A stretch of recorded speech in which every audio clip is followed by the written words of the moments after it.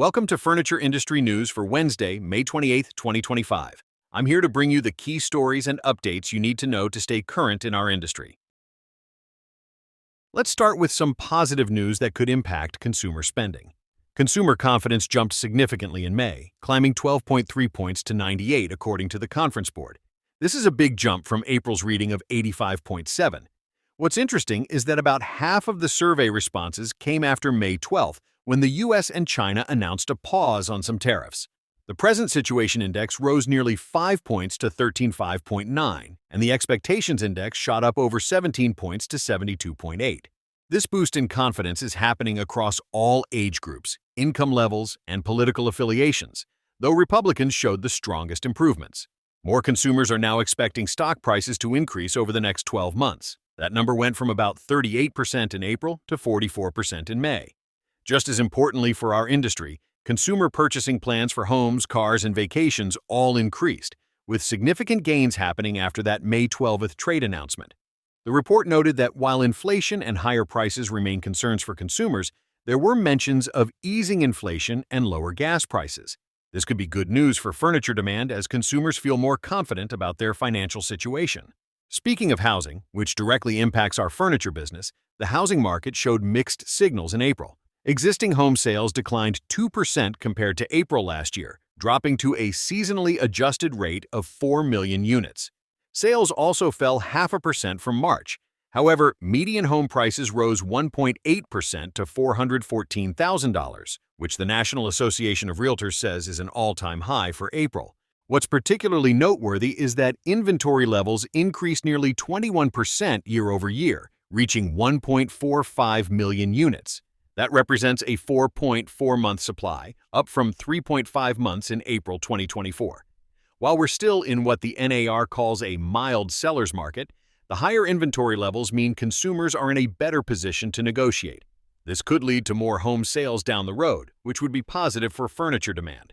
The regional breakdown shows sales holding steady in the Northeast, but declining in the South, Midwest, and West. Single-family home sales totaled 3.63 million units, down 1.4% from last year, while condo and co-op sales dropped 7.5% to 370,000 units. First-time buyers made up 34% of sales, which is up slightly from last year. Now, let's talk about retail expansion that's making waves in our industry. Wayfair announced it's opening its third large-format store, this time in Yonkers, New York, set to open in early 2027. This 114,000-square-foot location will be at the Ridge Hill Lifestyle Center, about 18 miles from New York City. The success of Wayfair's first large-format store in Wilmette, Illinois is pretty impressive. Since opening a year ago, it's welcomed over 720,000 visitors, and more than half of the purchasing customers were new to the Wayfair brand. That's a significant customer acquisition achievement. The company also has a 150,000-square-foot Atlanta location opening next year. These stores feature 19 departments organized by style, showcasing furniture, decor, outdoor living, and home improvement products. They're also highlighting Wayfair's verified products, which have been carefully reviewed for quality and value. What's smart about the Yonkers location is its proximity to Wayfair's New Jersey fulfillment center, which will enable fast delivery of large items to enhance the in-store experience. Wayfair is clearly betting big on physical retail. They're also debuting their first brick-and-mortar Paragold store in Houston in June. With $11.9 billion in net revenue for the 12 months ended March 31st, they have the resources to make this expansion work. Let's shift to international trade, which affects many furniture companies importing products or materials. President Trump initially threatened a 50% tariff on European Union goods starting June 1st, which sent shockwaves through many industries. However, after a phone call with European Commission President Ursula von der Leyen, Trump agreed to extend the deadline to July 9th to allow for negotiations. This extension is significant for furniture companies that import from EU countries or use EU materials in their manufacturing.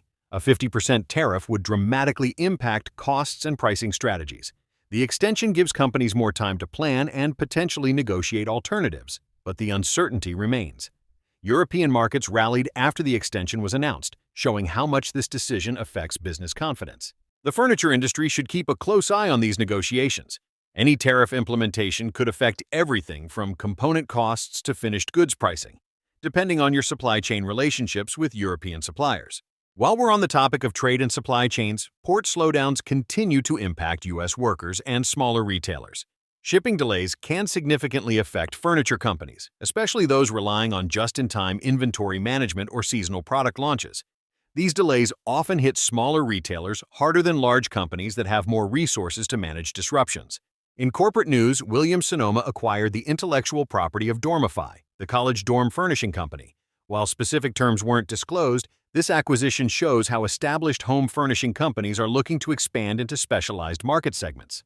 Dormify had carved out a niche in the college market, and Williams-Sonoma's acquisition could help them reach younger consumers.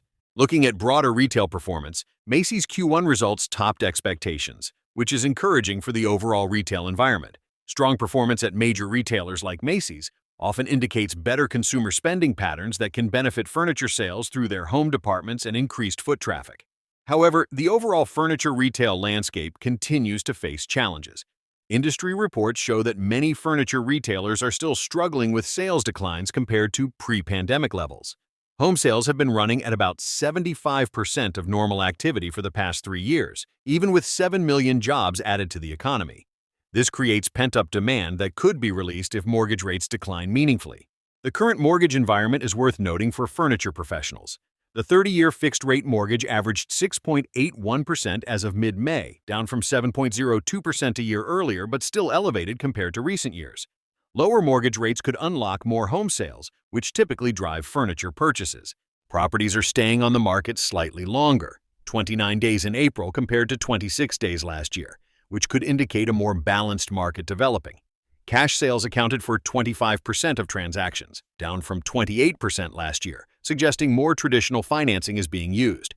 As we wrap up today's episode, the key takeaways for furniture industry professionals include watching the consumer confidence trends, monitoring the July 9th EU tariff deadline, keeping an eye on Wayfair's physical retail expansion success, and preparing for potential changes in housing market dynamics as inventory levels increase.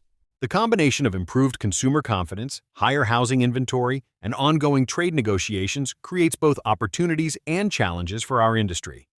Companies that stay agile and informed will be best positioned to navigate these changing conditions. That's all for today's furniture industry news. If you found this episode helpful, please subscribe to stay updated on the stories that matter most to furniture industry professionals. Thanks for listening, and we'll see you next time.